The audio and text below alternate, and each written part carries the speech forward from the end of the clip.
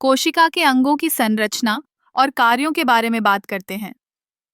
कोशिका, जिसे हम जीवन की मूल इकाई मानते हैं, में कई महत्वपूर्ण अंग होते हैं।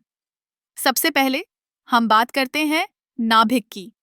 नाभिक कोशिका का नियंत्रण केंद्र है, जहां हमारे जीन और आनुवंशिक सामग्री होती है। यह कोशिका के सभी कार्यों को नियंत्रित करता है और यह सुनिश्चित करता है कि सब कुछ सही तरीके से काम कर रहा है।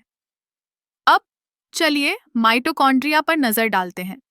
इसे कोशिका की ऊर्जा का कारखाना कहा जाता है। यह एटीपी यानी एडेनोसिन ट्राइफॉस्फेट का निर्माण करता है, जो कोशिका के लिए ऊर्जा का मुख्य स्रोत है।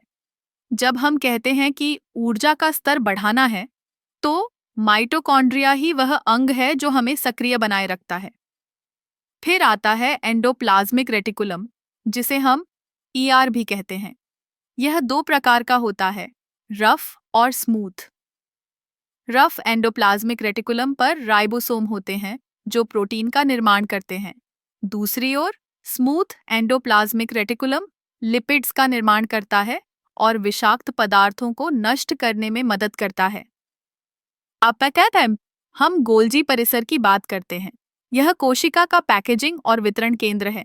यह प्रोटीन और लिपिड्स को संशोधित करता है और उन्हें सही स्थान पर भेजता है। जैसे एक अच्छे डाकघर की तरह, यह सुनिश्चित करता है कि सभी सामग्री सही समय पर सही जगह पहुंचे। लाइसोसोम भी महत्वपूर्ण है। इन्हें कोशिका का कचरा निपटान कहा जा सकता है। ये हानिकारक पदार्थों और मृत अंगों को नष्ट करते हैं, जिससे कोशिका स्वस्थ रहती है।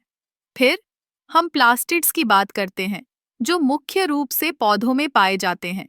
ये प्रकाश संश्लेषण में मदद करते हैं और पौधों को हरी रंगत देते हैं। क्लोरोप्लास्ट, जो एक प्रकार का प्लास्टिड है, सूर्य के प्रकाश को ऊर्जा में बदलता है। अंत में हम सेल मेम्ब्रेन पर आते हैं। यह कोशिका की बाहरी परत है, जो इसे बाहरी वातावरण से अलग करती है।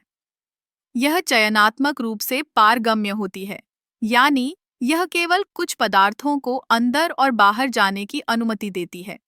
इन सभी अंगों का समुचित कार्य कोशिका को स्वस्थ और कार्यशील बनाए रखता है। कोशिका के अंगों की यह जटिलता और उनकी विशेषताएं हमें जीवन के मूलभूत पहलुओं को समझने में मदद करती हैं।